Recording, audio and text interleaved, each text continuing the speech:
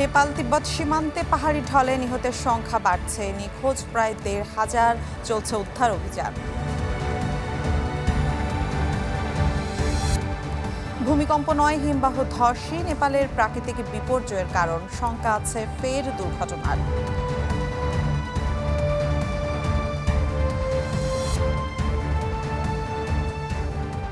দর্শক আমন্ত্রণ world news টুডেতে, সাথে আছি আমি মিলা খন্দকার।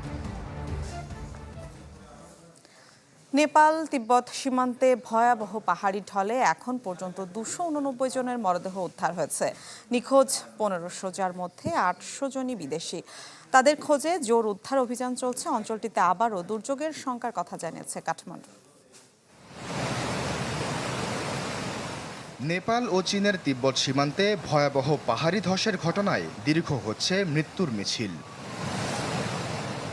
এখন পর্যন্ত নিখোঁজ শত শত মানুষ, যাদের বেশিরভাগই বিদেশি নাগরিক। তাদের সন্ধানে জোর উদ্ধার অভিযান চলছে, তবে বৈরী আবহাওয়া ও দুর্গম পথের কারণে কার্যত অসহায় উদ্ধারকর্মীরা। নিখোঁজদের তালিকায় যুক্তরাষ্ট্র, অস্ট্রেলিয়া, ব্রিটেন, ইউক্রেন, দক্ষিণ কোরিয়া, মালয়েশিয়া, রাশিয়া ও কানাডার নাগরিক রয়েছেন। নেপালের সেনা প্রশিক্ষণ কেন্দ্রে স্বজনদের খোঁজে ভিড় করছেন মানুষ। বিদ্যুৎ না থাকায় মোবাইল ফোনের আলো জ্বেলে নিখোঁজদের তালিকা তৈরি করছে পুলিশ। দুর্গতদের উদ্ধারে সারাদিনই আকাশে চক্কর দিচ্ছে উদ্ধারকারী হেলিকপ্টার। তবে নদীগুলোর পানি বিপদসীমার উপর দিয়ে প্রবাহিত হওয়ায় অনেক এলাকায় এখনও পৌঁছানোই সম্ভব হয়নি। বাঁচার আকুতি আর স্বজন হারানোর কান্নায় ভারী হয়ে উঠেছে এলাকার পরিবেশ। আমার স্ত্রী ভূমিধসে চাপা পড়েছিলেন, আর আমরা নিরাপত্তার জন্য ছাদে থেকে যাই। বন্যার পানি উপরের তলাতেও চলে আসে। ঘণ্টাখানেক পর পানি কমে। ৪-৫ ঘন্টা পর একটি হেলিকপ্টার এসে আমাকে উদ্ধার করে। দেশটিতে অন্তত ১৯টি সেতু ও ৪০ কিলোমিটার রাস্তা সম্পূর্ণ নিশ্চিহ্ন হয়ে গেছে। ধ্বংস হয়েছে বেশ কয়েকটি জলবিদ্যুৎ কেন্দ্র। বিদ্যুৎহীন হয়ে পড়েছে বিস্তীর্ণ এলাকা। পাহাড় থেকে নেমে আসা কাদা ও পাথরের স্রোত ভাসিয়ে নিয়ে গেছে একাধিক গ্রাম। জিরং সীমান্তেও ব্যাপক ক্ষয়ক্ষতি হয়েছে। বিপর্যয় মোকাবেলায় ১০ টন ত্রাণ সামগ্রী পাঠিয়েছে ভারত। উদ্ধারকারী দল পাঠাবার ব্যাপারেও চলছে আলোচনা। এছাড়া $৫ লাখ মানবিক সহায়তার আশ্বাস দিয়েছে যুক্তরাষ্ট্র। জাতিসংঘ সহ বিভিন্ন আন্তর্জাতিক সংস্থাও দুর্গতদের পাশে দাঁড়ানোর ঘোষণা দিয়েছে। শোক জানিয়ে পাশে থাকার আশ্বাস বাংলাদেশেরও। ভয়াবহ এই সময়ে আন্তর্জাতিক সহায়তার আহ্বান জানিয়েছে নবনিযুক্ত তরুণ প্রধানমন্ত্রী বালেন্দ্র শাহ। আশ্বাস চৌধুরী, চ্যানেল 24। উজানে জমে থাকা বরফ আর আবর্জনায় তৈরি হয়েছিল বাঁধ। শনিবারের ভূমিকম্পে সেই বাঁধ ভাঙলে মৃত্যু দূত হয়ে ওঠে ভূতেকেশী নদী। কর্তৃপক্ষ বলছে এখনও কাটেনি বিপদ। জমে থাকা পানির ঢল জনপদে আছড়ে পড়তে পারে যে কোনো সময়। নেপাল তিব্বতের সীমান্ত এলাকায় প্রলয়ঙ্কারী কাদামাটির ঢল ভোটেকুশ নদীর দুধারে যা পেয়েছে ভাসিয়ে নিয়েছে সব। ২৬ আগস্ট সকাল ৮:৩০টার দিকে রাসুয়া জেলায় হঠাৎই নেমে আসে অভাবনীয় বিপর্যয়। শুরুটা হয়েছিল পাহাড়ের চূড়ায়। প্রায় ২,০০০ ফুট চওড়া একটি বিশাল হিমবাহ আচমকা ভেঙে পড়ে। মুহূর্তেই প্রবল বেগে আছড়ে পড়ে ৪,০০০ ফুট নিচে। ভুক্তভোগীদের মতে বোমার বিস্ফোরণের মতো মাটিতে আঘাত হানে হিমবাহটি। মার্কিন ভূতাত্ত্বিক জরিপ সংস্থা প্রথমে একে ৪.৪ মাত্রার ভূমিকম্প বলে প্রতিবেদন দিয়েছিল।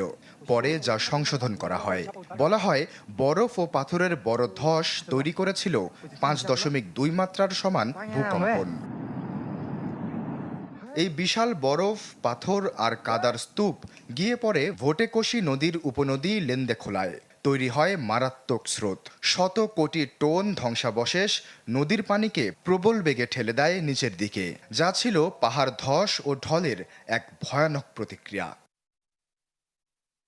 পানির গতি এতটাই তীব্র ছিল যে কোনো সতর্কবার্তাই কাজে আসেনি। ত্রিশুলী নদীর পানি মাত্র ৩০ মিনিটে ৯ মিটার পর্যন্ত বেড়ে যায়। মালেখিউ এলাকায় পানি বাড়ে ৭ মিটার। ফলে নিচু এলাকার মানুষ সরে যাওয়ার কোনো সুযোগই পাননি। ভোটেকোশি নদী উপচে রাসুয়া ও নুয়াকোট জেলার বহু জনপদ পুরোপুরি তলিয়ে যায়। বিপর্যয়ের ধাক্কা লাগে চীন সীমান্তেও। প্রশ্ন উঠেছে, এই বিপর্যয়ের পেছনে কি জলবায়ু পরিবর্তন সরাসরি দায়ী? বিশেষজ্ঞরা বলছেন সরাসরি নয়, প্রাথমিক কারণটি ভূতাত্ত্বিক। তবে জলবায়ু পরিবর্তনের কারণে হিমালয়ে দ্রুত উষ্ণ হচ্ছে, বরফ গলে আগের চেয়ে বহুগুণ বেড়েছে ধসের ঝুঁকি। নেপালের ভৌগোলিক অবস্থান এমনিতেই ঝুঁকিপূর্ণ। 2021 সালের মেলামচি বন্যাতেও ঠিক একই পরিণতি হয়েছিল। বিপদ অবশ্য এখনও কাটেনি। পাহাড়ের ওপরে লেন্দে খোলা নদীতে পাথর ও কাদা জমে তৈরি হয়েছে অস্থায়ী বাঁধ। সেটি ভাঙলে দ্বিতীয় দফায় প্রবল বন্যা ধেয়ে আসতে পারে বলে শঙ্কা বিশেষজ্ঞদের। আশ্বাস চৌধুরী, চ্যানেল 24। নেপালে যেদিকে চোখ যায় এখন কেবলই ক্ষয়ক্ষতির দৃশ্য। কোথাও কাদার নিচে চাপা পড়েছে গাড়ি, কোথাও অর্ধেক ডুবে আছে ট্রাক্টর। নদীর পাশের বাড়িগুলোতে ঢুকে পড়েছে কাদা আর পাথরের স্তর। এই দুর্যোগে সবচেয়ে ভয়াবহ পরিস্থিতি তৈরি হয়েছে রাসুয়া জেলায়। এরই মধ্যে সেখানে চলছে উদ্ধার কাজ।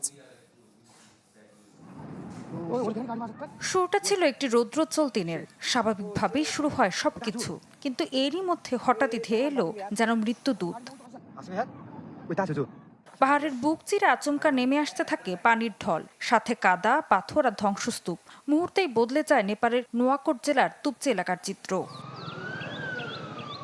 চারপাশে তখন কেবল আতঙ্ক আর ক্ষয়ক্ষতির দৃশ্য। কেউ অপেক্ষা করছেন স্বজনের খোঁজে, কেউ দেখছেন নিজেদের বসতবাড়ির ধ্বংসাবশেষ। নদীর পাশের বাড়িগুলোতে ঢুকে পড়েছে কাদা আর পাথরের স্তর। কোথাও কাদার নিচে চাপা পড়েছে গাড়ি, কোথাও অর্ধেক ডুবে আছে ট্রাক্টর। একটি ভবনের নিচতলাও ঢেকে গেছে পুরো কাদায়। ঢলের পানিতে আটকা পড়েছিলেন এ বৃদ্ধা। ভারী যন্ত্রের সাহায্যে তাকে নিরাপদ স্থানে সরিয়ে নেয় উদ্ধারকারীরা। দুর্গত এলাকা থেকে উদ্ধার হওয়া মানুষদের চিকিৎসা চলছে বিভিন্ন হাসপাতালে। আহতদের কেউ হারিয়েছেন স্বজন, কেউ এখনো জানেন না তাদের ঘরবাড়ির কি অবস্থা। এই দুর্যোগের সবচেয়ে ভয়াবহ পরিস্থিতি তৈরি হয়েছে রাসুয়া জেলায়। এই জেলা তিব্বতের কৈলাস ও মানস সরোবরের পথে থাকা একটি গুরুত্বপূর্ণ অঞ্চল। বছরের এই সময় বহু তীর্থযাত্রী ও পর্যটকের যাতায়াত থাকে এখানে। ঋতু সাহা, চ্যানেল 24। দর্শক, এই বিষয়ে একটু বিস্তারিত জানবো। নেপাল থেকে আমাদের সাথে যুক্ত হচ্ছেন পরিবেশ কর্মী ও মিশন গ্রিন বাংলাদেশের নির্বাহী পরিচালক আহসান রনি। আহসান রনি, স্বাগত আপনাকে। এই যে বিপর্যয় নেপালে, যদি সহজ ব্যাখ্যাটা জানতে চাই, আর এর পেছনে আসলে জলবায়ু পরিবর্তনের প্রভাব কতটা কাজ করেছে। আমরা দেখেছি যে ভূমিকম্পের কথা বলা হয়েছে, যদিও সেটি পরবর্তীতে সংশোধন করে নিয়েছে ইউএসজিএস। এই বিষয়ের ব্যাখ্যাটাই আসলে জানতে চাই।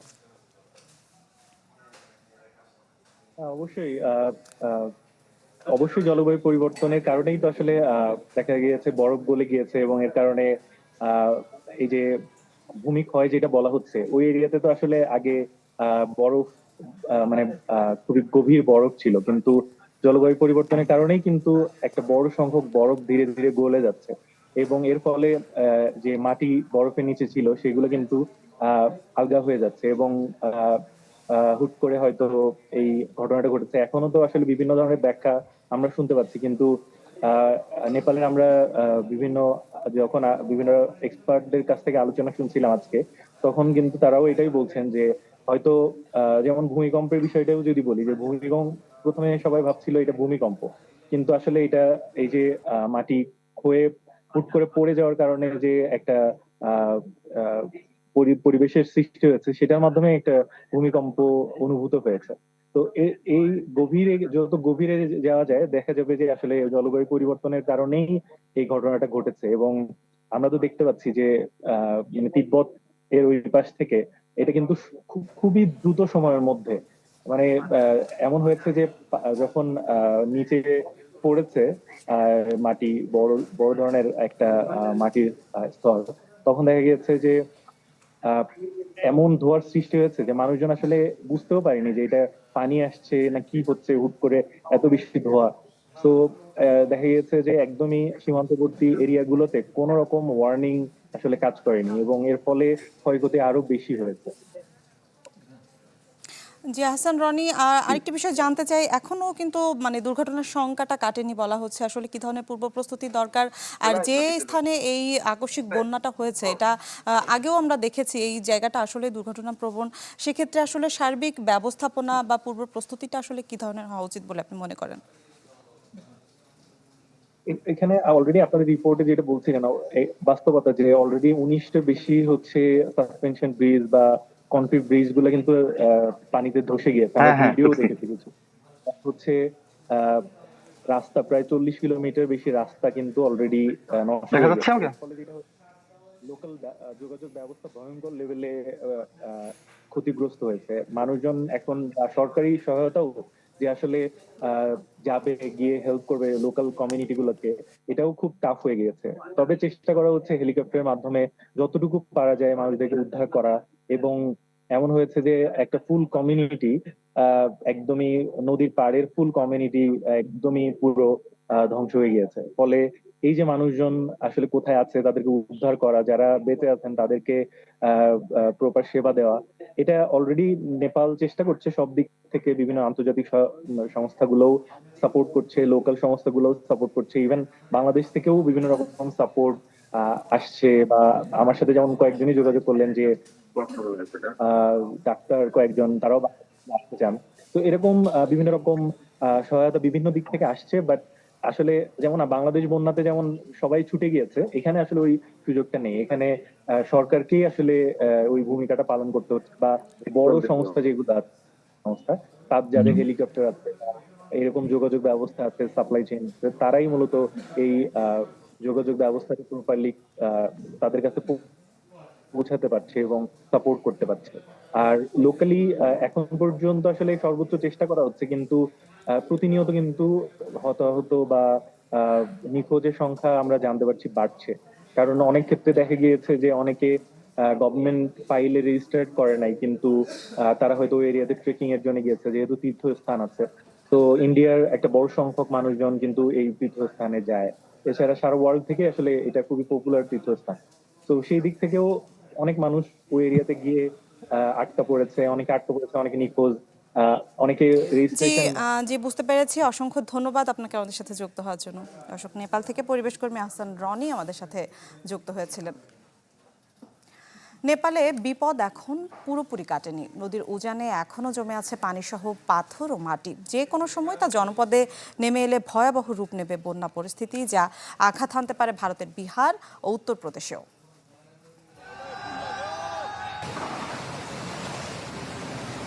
ভতিকুশ নদী রাক্ষসী রূপ গিলে খেয়েছে যা পেয়েছে সব। বর্ষায় দক্ষিণ এশিয়ার দেশগুলোতে পাহাড়ি ঢলে ধ্বংসযজ্ঞের চিত্র আগেও সামনে এসেছে। তবে গণমাধ্যম আর সামাজিক নানা প্ল্যাটফর্মে নেপালের ধ্বংসযজ্ঞ সাময়িকভাবে যেন তুচ্ছ করে দিয়েছে অতীতের ভয়াবহতা। স্যাটেলাইটের ছবিতে স্পষ্ট, মিতিরি সেতু থেকে 20 কিলোমিটার দূরে উজানে জমেছিল বরফ আর রাবিশ। পানিপ্রবাহ বন্ধ করে যা তৈরি করে অস্থায়ী লেক। মরার ওপর খাড়ার ঘা হয়ে পড়ে আঘাত হানা ভূমিকম্প। এতে বাঁধে তৈরি হওয়া বিস্ফোরণ মুহূর্তেই গ্রাস করে সব।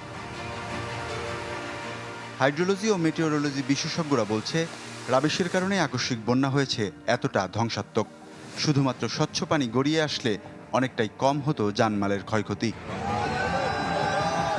শঙ্কার সংবাদ, কর্তৃপক্ষের সতর্কতা, বিপদ এখনও পুরোপুরি কাটেনি। লেন্দেখোলা নদীর উজানে এখনও জমে আছে পানিসহ কাদামাটির বড় স্তূপ। যে কোনো সময় তা জনপদে নেমে এলে ভয়াবহ রূপ নেবে বন্যা পরিস্থিতি, যা আঘাত হানতে পারে ভারতের বিহার ও উত্তরপ্রদেশেও। এসব রাজ্যের সমতলে প্রবাহ হিমালয় থেকে নেমে আসা বেশ কয়েকটি নদীর। পরিস্থিতির ভয়াবহতা এবারই প্রথম সহযোগিতা করতে চাওয়া অনেক দেশের জন্যই। সময়ের সাথে লাফিয়ে বাড়ছে প্রাণহানি, দেহাবশেষ না মিললে নাম উঠছে নিখোঁজের তালিকায়। স্থানীয় প্রশাসন বলছেন, নিখোঁজ আর হতাহত নিশ্চিতে প্রয়োজন আরও সময়। ওয়ালিউল্লাহ ফারুক, চ্যানেল 24। দর্শক, নেপালের এই বিপর্যয় বিষয়ে আরো জানবো। সেখান থেকে আমাদের সাথে যুক্ত হচ্ছেন সাজিদ সুমন। সাজিদ, আপনি শুরু থেকে আসলে জানাচ্ছিলেন, সবশেষ আপনার কাছে আর কি তথ্য রয়েছে জানাবেন? সবশেষ তথ্য বলতে আমার কাছে এখন যেটি জানতে পেরেছি যে উদ্ধার কাজ চলছে এবং বাংলাদেশ থেকেও সহায়তা পাঠানোর ঘোষণা দেয়া হয়েছে এবং এখানকার যে প্রশাসন এবং নেপালের সেনাবাহিনীরা তারা আহ, উম, আহ, পর্যটকদের উদ্ধারে হেলিকপ্টার ব্যবহার করছে এবং তাদেরকে উদ্ধার করার চেষ্টা করছে। তবে এখানে আটকে পড়া যারা পড়েছেন বা এখানে যেই দর্শনার্থীরা পর্যটকরা ঘুরতে এসেছিলেন তাদের এখান থেকে যাওয়ার আসলে এখন পর্যন্ত আহ, কোনো বার্তা আসলে পাওয়া যায়নি, যে কারণে তারা এখনো আশঙ্কার ভিতরে আছেন, একটু দুশ্চিন্তায়। কারণ আমি আগেও জানিয়েছি যে এখানকার একমাত্র যোগাযোগের রাস্তাটি বন্ধ রয়েছে এবং আহ, যাওয়ার যে একমাত্র বর্তমানে উপায় সেটি হচ্ছে বিমান যোগাযোগে যাওয়া, এবং সেই বিমানের টিকিটের অনেক উচ্চ মূল্যের কারণে সেটি অনেকেই হচ্ছে এই ভারটা বহন করতে পারবে না, এই ব্যয়ের বোঝাটা, যে কারণে তারা আসলে কিভাবে এখান থেকে যাবে সেটি নিয়ে একটু আশঙ্কার ভিতরে আছে। তবে আহ, আমি নিজেও বাংলাদেশের এম্বাসির দূতাবাসের সাথে যোগাযোগ করেছিলাম, কিন্তু সেখান থেকেও এখন পর্যন্ত কোনো ধরনের বার্তা বা ফিরতি কল দিয়ে আমাকে জিজ্ঞাসা পর্যন্ত করা হয়নি যে আমরা আসলে কিভাবে আছি বা আমরা কিভাবে যাব। আহ, এই এই ছিল আমার কাছে এখনকার মতো সর্বশেষ তথ্য। জি, ধন্যবাদ আপনাকে। দর্শক, নেপাল থেকে সাজিদ সুমন আমাদের সাথে যুক্ত হয়েছিলেন। বারবার প্রাকৃতিক বিপর্যয়ের কবলে হিমালয় কন্যা নেপাল। ভূগর্ভস্থ টেকটনিক চাপের ফলে এভারেস্টের উচ্চতা যেমন বৃদ্ধি পাচ্ছে, তেমনি বিপজ্জনক হিমবাহ হ্রদ ধসেও ঝুঁকি বাড়ছে আকস্মিক বন্যার। তবে প্রকৃতির এই রোষানলে ভূমিকা আছে মানুষেরও। উন্নয়নের নামে হিমালয় জুড়ে লাগাম ছাড়া অবকাঠামো নির্মাণ বারবার ডেকে আনছে বিপর্যয়। হিমালয়ের কোলে শান্ত স্নিগ্ধ পাহাড়ি দেশ নেপাল, অথচ সাম্প্রতিক বছরগুলোতে প্রায়ই প্রকৃতির রূপ বদলে গিয়ে ভয়ঙ্কর হয়ে উঠছে এই হিমালয় কন্যা। সুউচ্চ শৃঙ্গ আর গভীর উপত্যকার এই দেশে কেন বারবার এমন সর্বনাশা বিপর্যয় নেমে আসে, তার উত্তর রয়েছে এর জটিল ভূপ্রাকৃতিক গঠনেই। ভারতীয় এবং ইউরেশীয় টেকটনিক প্লেটের সংযোগস্থলে অবস্থিত এই দেশটি জন্মলগ্ন থেকেই অত্যন্ত সংবেদনশীল। এই দুই বিশাল পাতের সংঘর্ষ ও ঘর্ষণের জেরে প্রতিনিয়ত ভূত্বকে বিপুল টেকটনিক চাপ সঞ্চিত হতে থাকে। সে ভূগর্ভস্থ শক্তির সঞ্চারী হঠাৎ ডেকে আনে প্রলয়ঙ্কারী ভূমিকম্প। ভূবিজ্ঞানীদের মতে এই দুই পাতের সংঘর্ষের কারণেই প্রতি বছর এভারেস্টের উচ্চতা প্রায় 5 মিলিমিটার করে বৃদ্ধি পাচ্ছে। তবে কেবল ভূমিকম্প নয়, বর্তমান সময়ে নেপাল ও গোটা হিন্দুকুশ অঞ্চলে বড় অভিশাপ হয়ে দাঁড়িয়েছে জলবায়ু পরিবর্তন ও লাগাম ছাড়া উষ্ণায়ন। জাতিসংঘ বলছে বিগত 40 বছরে এই অঞ্চলের 4 ভাগের 1 ভাগ হিমবাহ গলে নিঃশেষ হয়ে গিয়েছে। এর জেরে পাহাড়ের গায়ে তৈরি হয়েছে অসংখ্য বিপজ্জনক হিমবাহ হ্রদ। কোশি, গণ্ডকী, কার্নালী নদী অববাহিকায় ছড়িয়ে থাকা এই হ্রদগুলির মধ্যে অন্তত 47টি চরম বিপর্যয়ের ঝুঁকিতে রয়েছে বলেও জানায় জাতিসংঘ।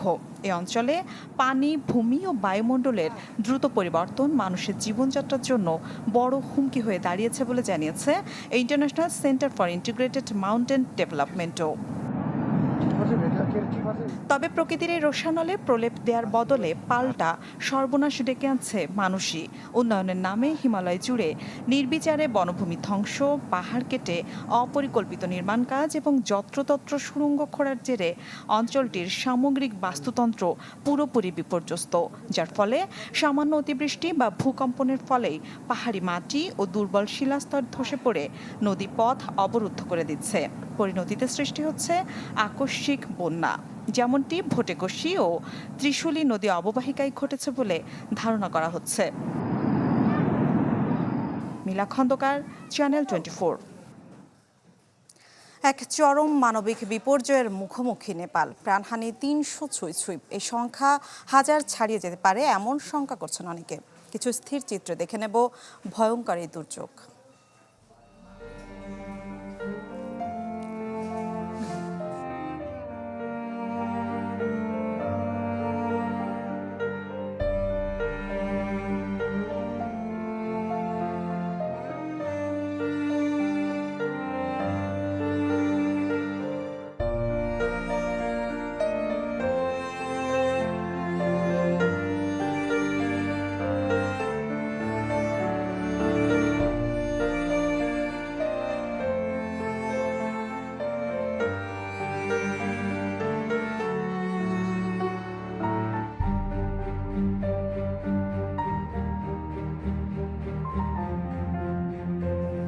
মুসলিম দেশগুলোর মধ্যে অর্থনৈতিক সহযোগিতা বাড়ানোর আহ্বান জানিয়েছেন ইরানের প্রেসিডেন্ট মাসুদ পেজেশকিয়ান। তেহরানে আন্তর্জাতিক ইসলামী ঐক্য সম্মেলনে তিনি বলেন, ওআইসি সদস্য দেশগুলোর মোট রপ্তানির মাত্র 19% নিজেদের মধ্যেই থাকে, বাকি রপ্তানি যায় সংস্থার বাইরের দেশগুলোতে। মুসলিম বিশ্বের বিপুল জ্বালানি সম্পদ, তরুণ জনগোষ্ঠী এবং বড় বাজারের সুবিধা নিয়ে অর্থনীতির আকার বাড়ানো সম্ভব বলে মন্তব্য করেন তিনি।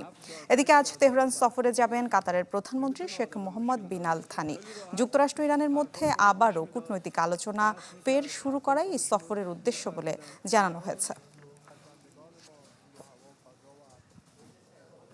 আলজেরিয়ার উত্তর পূর্বাঞ্চলে ছড়িয়ে পড়া ভয়াবহ দাবানলে অন্তত 12 জন নিহত হয়েছেন। এতে আহত আরও 54 জন। নিহতদের মধ্যে জিজেল প্রদেশে 5 জন, বেজায়ায় 4 জন এবং তিজি উজুতে 3 জন রয়েছেন। বুধবার দেশটির স্বরাষ্ট্রমন্ত্রী সাইদ আহতদের দেখতে বেজায়া প্রদেশের একটি হাসপাতালে যান। সেখানে চিকিৎসাধীন আহতদের মধ্যে 6 জনের অবস্থা আশঙ্কাজনক বলে জানান তিনি। আলজেরিয়ার সিভিল প্রোটেকশন কর্তৃপক্ষ জানিয়েছে, একদিনেই দেশ জুড়ে 154টি অগ্নিকাণ্ডের ঘটনা ঘটেছে।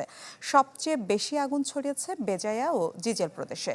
পরিস্থিতি নিয়ন্ত্রণে কাজ করছে দমকল ও উদ্ধারকারী দল। এদিকে দাবানলের কারণে ক্ষতিগ্রস্ত এলাকাগুলো থেকে অনেকগুলো পরিবারকে সরিয়ে নেওয়া হয়েছে।